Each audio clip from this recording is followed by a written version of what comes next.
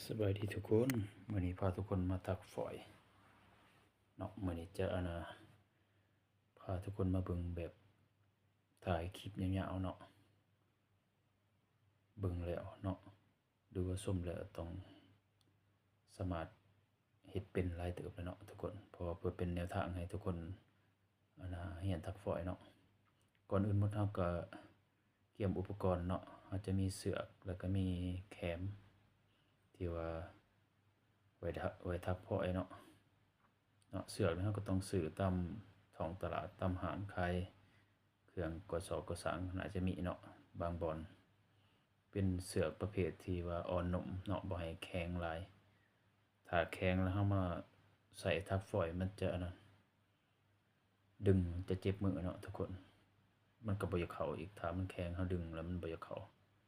เนาะก่อนอื่นหมดเราก็เตรียมดิวแคม10ดิวเนาะแล้วหลังจากนั้นเราก็เอาแคมเนาะดอกแคมที่เรายีแล้วยีขี้ดอกมันออกแล้วมาโอบกับลำแคมที่เราเกี่ยมไว้เนาะหลังจากโอบแล้วเราก็ใส่เสือกมัดเนาะส่วนหนึ่งเราแหลมส่วนหนึ่งเราสิมัดบ่ได้แหลมเราจะจงไว้อยู่ประมาณ10เซนเนาะหรือว่า10กว่าเซนหน่อยนึงหรือฝ่ามือนึงฝ่ามือจางๆเนาะทุกคนวิธีกอตะมิดเราก็เอาเสือกเนาะส่วนเสือกหลอดกล่องตัวยาวเนาะแล้วก็พับนิบลงเนาะพับนิบลงเนาะพับนิบลงซื่อๆทุกคนบ่ได้ขอดบ่ได้ยักพอมันแน่นอีสังเนาะพับนิบลงแล้วก็ดึงพอมันแน่นมือแล้วก็ปีนกลับเนาะดึงมันแน่นมือปีนกลับเพื่อสิแบ่งแทงเอาในดิวตะมิดนั่นแหละเพื่อเฮาสิก่อตะมิดเนาะเฮาแบ่งแทงเอาในหั่นแหละเนาะเด้เฮาก็แทงเข็มก็ใส่ไหมทูเก่าซื่อๆมาแหลมเนาะทุกคนบ่ได้ใส่เหล็กอีสังดอกค่อยเฮ็ดแบบสบายเนาะผู้ใดก็ทักได้ง่ายๆบ่จำเป็นสิมีเหล็กเข็มเหล็กหยังเอาไหมซื่อๆมาเฮ็ดเหล็กเฮ็ดเข็มเนาะก่อนสิเอาออกเราก็คั่วไหมนิดนึงแล้วก็แทงลงตามหูเก่าเนาะวิธีแย่เสือกเราก็แย่ให้มันมาอยู่วางกลางของเสือกที่เราเกี่ยวไปแหละเนาะมันจะมาอยู่วางกลางจะเป็นวิธีที่ก่อที่ถูกเนาะเดี๋ยวบอกเราแทงเนาะเบิ่งไปนำถ้าว่าแพทย์ก่อเป็นก็สามารถเฮ็ดได้เนาะทักไปได้มันยากแต่ขั้นตอนตะบิดเลยทุกคนเราบ่เคยก่อมันสิยากหน่อยนึงเนาะหลังจากเบิ่งคลิปนี่น่าจะเป็นแนวทางเน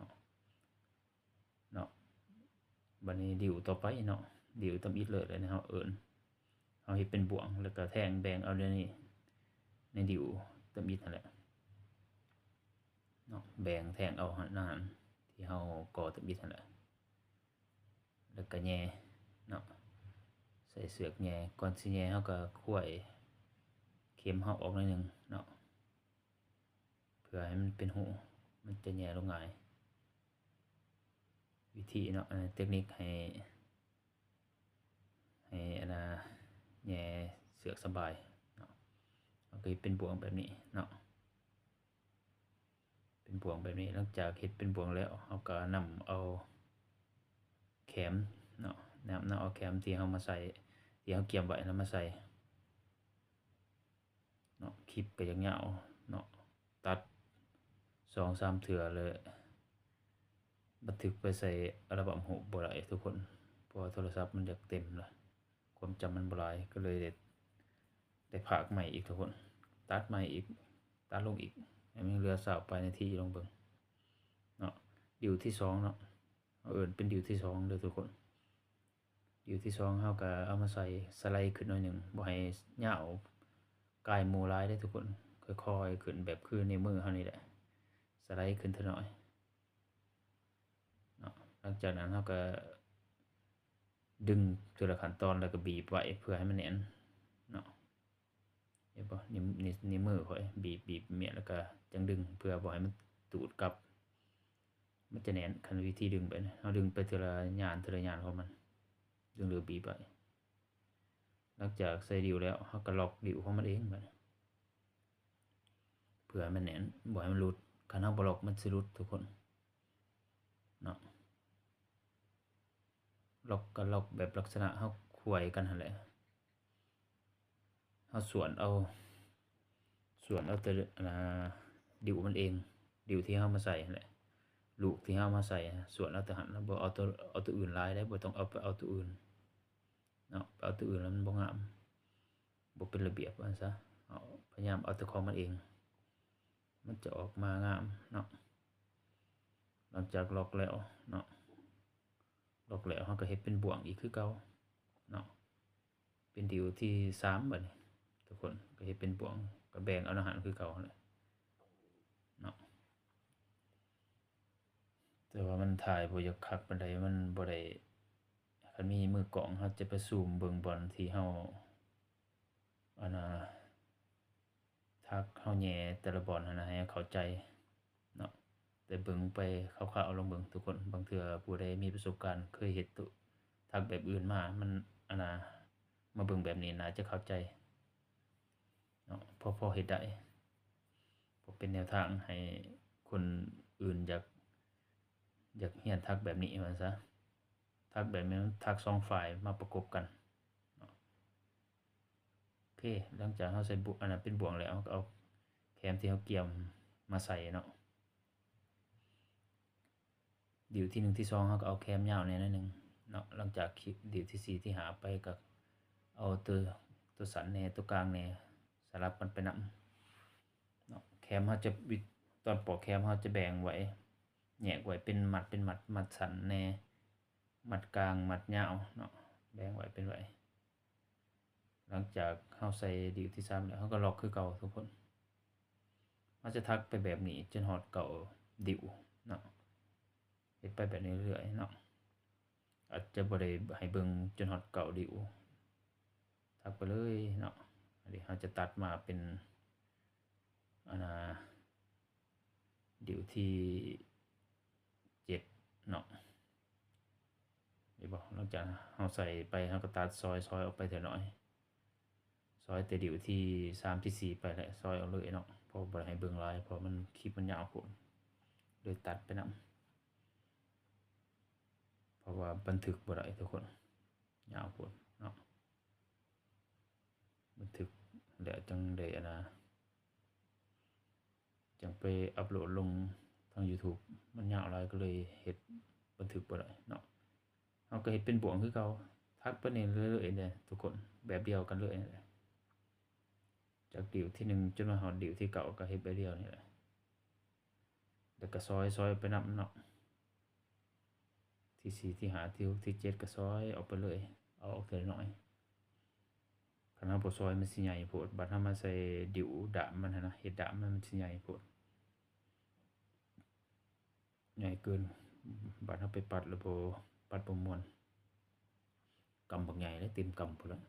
คันเฮาบ่ซอยเอาก็เลยบ่งามเลยบัดนี้เนาะเฮาก็สไลด์ขึ้นไปทีละน้อยเนาะเป็นดิวที่7ที่8ก็สไลด์ขึ้นไปทีละน้อยนี่แหละบีบเขาเนาะแล้วหักโลดทุกคนอย่าให้มันเป็นทรงงอๆนี่หักลงเนาะบ่ต้องย้านว่ามันสิหักออกจากกันเนาะแคมมันจะเหนียว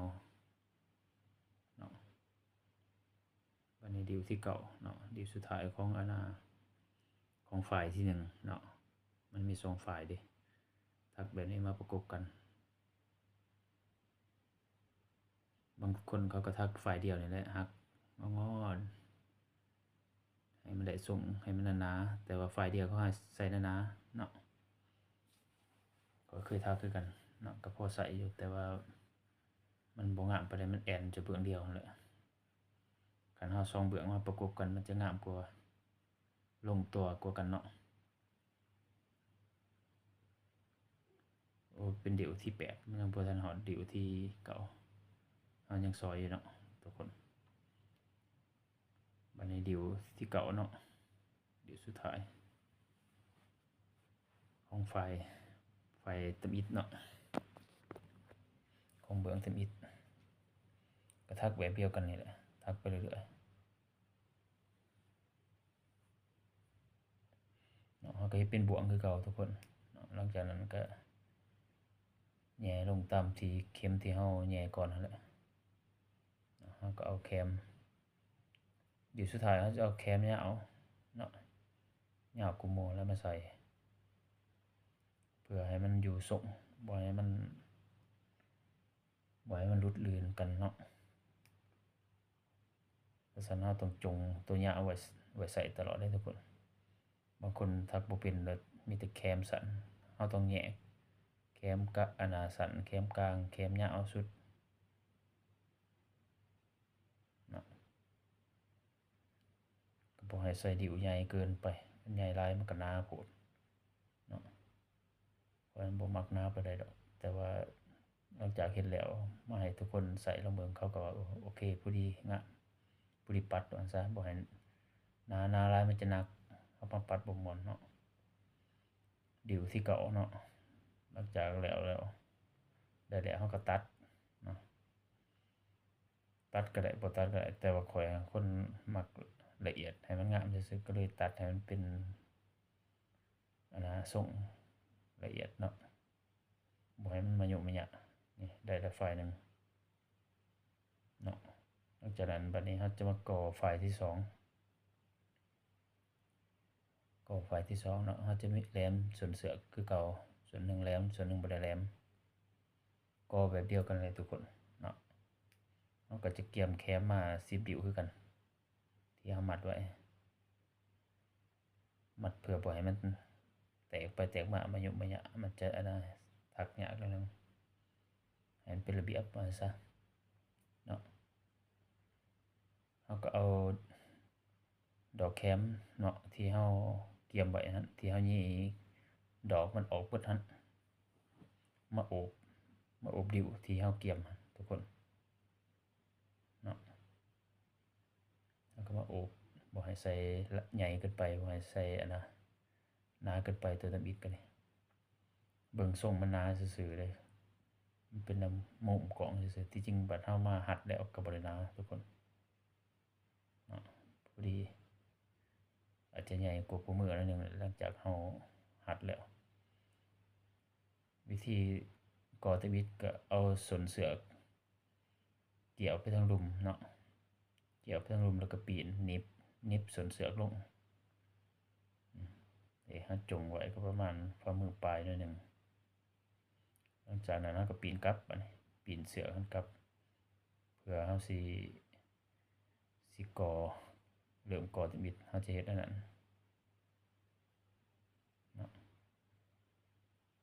ตัวตะบิดนี่เราบ่ทันได้ใส่อันนะใส่ดิ้วเราจะแย่ลงก่อนก่อตะบิดบ่ทันได้ใส่รอบต่อไปแล้วเราจึงใส่ดิ้วเนาะเราจะดึงอยู่ในระหว่างกลางคือเก่ากลางเสือกที่เราแย่ออกมาทุกคนเนาะเห็นบ่เด้เราจะแย่ออกมาวางกลางเสือกแล้วเราก็ปีนกลับบัด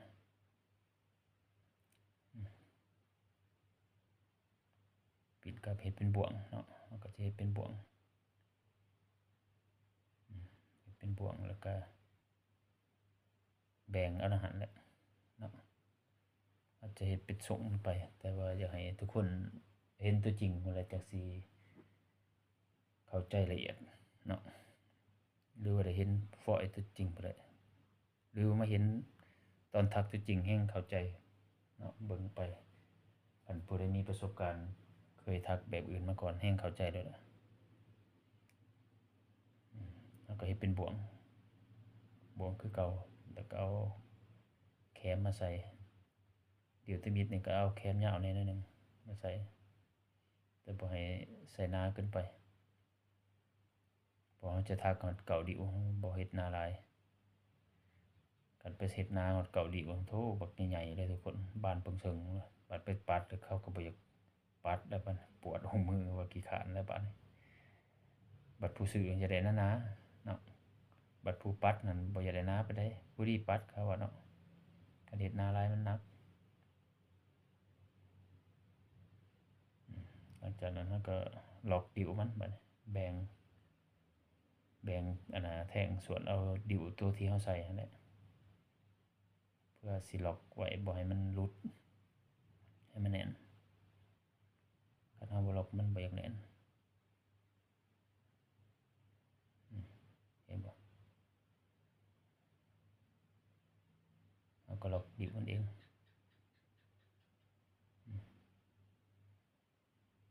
มันอยากเหลื่อมจังหน่อยมันอยากมีแดดมันก็เลยบ่อยากเห็นปานใดเนาะทุกคนบัดนี้ดิ้วต่อไปเราก็เฮ็ดเป็นบ่วงคือเก่าจะทักแบบนี้ไปเรื่อยๆทุกคนจนฮอดเกาดิ้วพุ่นแหละเนาะเขาก็จังได๋เขาก็ตัดไปฮอดดิ้วที่8ที่9ไปพุ่นแหละทุกคนเพราะว่ามันสิยาวโพดคลิปเราก็เอาแคมมาใส่แคมนี้เราก็ยี่ขี้ดอกข้างในทุกคนเป็นแคมแก่ตอนทักให้ทุกคนเบิ่งเป็นแคมแก่อันเด้เขาก็ตัดมาฮอดดิ้วที่8แล้วทุกคนที่7ที่8แล้วเนาะเพราะว่าเราก็ให้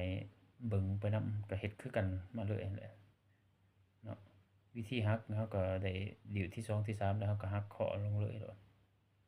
เฮ็ดให้มันเป็นทรงเงาะๆนี่บ่ได้ยาก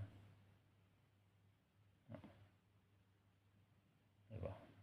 เราก็มาใส่สไลด์ขึ้นทีละน้อยเด้อทุกคนจะสิใส่ให้มันยาวลื่นกับลายให้มันลื่นขึ้นทีละน้อยมันจะงามบ่หักขึ้นมันก็เป็นทรงเนาะเป็นดิ้วที่เก่าแล้วเนาะทุกคนข้อยเลยตัดไปฮอดดิ้วที่เก่าหลังจากได้แล้วเราก็แต่ว่าดิ้วที่เก่าเราบ่ซอยออก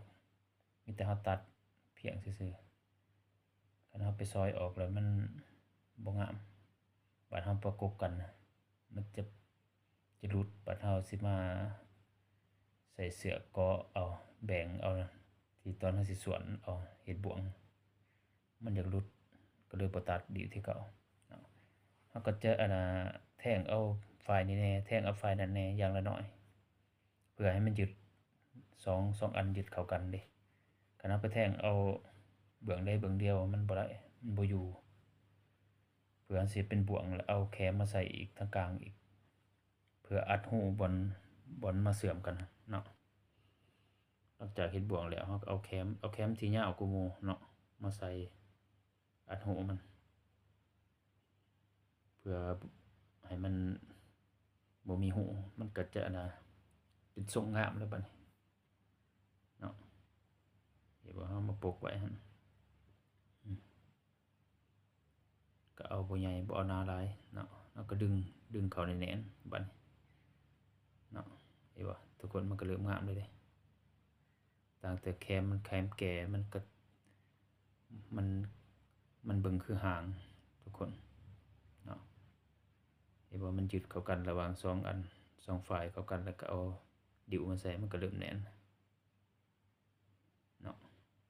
เบื้องนั้นก็เฮ็ดคือกันทุกคนเกี่ยวไปเกี่ยวเสือกอะไรไปเนาะเอาก็ทักแบบเดียวกันโอเคแล้วเราตัดมาใส่หลังจากเราแล้วเราตัดมาใส่วิธีเฮ็ดดาบมันเลยเนาะเราจะใส่ดิ้วแคมที่เราเกี่ยมไว้นั่นแหละทุกคนตัดเอาไว้ทากาวเนาะก็จะทากาวทุกดิ้วแล้วก็เสียบเข้าไปเพื่อให้มันแน่นบ่ให้มันหลุดกาวนี่ก็กาวติดไหมเนาะกาว ATM ที่เราซื้อตามห้างขายเครื่องก่อสร้างทั่วไปบ่อึดกาวติดไหมเอามาติดแล้วเด้อทุกคนเนาะหลังจากแล้วเราใส่ดิ้วครบแน่นี้แล้วเนาะเราก็จะเกี่ยมหัดใส่เสือกที่เราเกี่ยมไว้มันตัวมันเหลือแน่เราก็มาหัดก่อนเนาะบ่ได้มันบุ๋มมันลุกเนาะมันบ่แน่นเราก็เอาดิ้วที่สั้นหั่นน่ะแซมใส่ทางในเนาะแซมใส่ตัวบีบปึงจนมันกาวมันแน่นมือเนาะบ่ให้มันบุ๋มไปบุ๋มมาเด้คันเราบ่ใส่มันบ่แน่นบัดเราสิมาหัดมา เขียนเนาะเราจะขอดเสือกแบบนี้แหละแล้วก็แหลมสนเบื้องหนึงเนาะขอเสือกเพื่อเฮาแย่ลงไปแล้วบ่ให้มันหลุดเสื่องสนอีได้เสือกก็บ่แม่นสิให้มันเห็นเอานิบไว้อยู่ในนะทุกคนเอานิบไว้อยู่ในแล้วเฮาก็ดึงเกี่ยวแล้วมันก็บ่เห็นบัดนี้มันก็แน่นเองมันบ่หลุดขอขอดดิถ้าเฮาบ่ขอดมันหลุดบางคนก็จะเอาแท่งให้เห็นสนบ่งามก็เลยบ่เอาแบบนั้นก็เลยคิดหาวิธีบ่ให้มันเห็นสนเนาะเฮ็ดเป็นทรงหน่อยหนึงได้ทุกคนให้มันงามแทกคักแน่ให้มันเสมอกันเป็นระยะห่างเท่าใดแทกไว้เลยจักเส้นไม้ใช้ไม้ถูแหละไม้ถูเป็นไม้แบบเลยเนาะเด้เราก็จะเฮ็ดแบบนี้ไปเรื่อยๆคันบ่ได้ลุบเฮาก็แทงเขาบ่ได้โน้นเฮาก็หักออกนี่คือได้มันโน้นลายมันสวดกูหมู่ว่าซั่นซะมันบ่งามเนาะหรือบนมันลุบนี่ลุบเฮาก็แทงใส่หักออกแล้วหักแซมใส่บ่ได้ลุบปูหมู่เนาะเฮาพยายามตัวอันน่ะตัวทางนอกให้มันเสมอกันเนาะนี่จะมี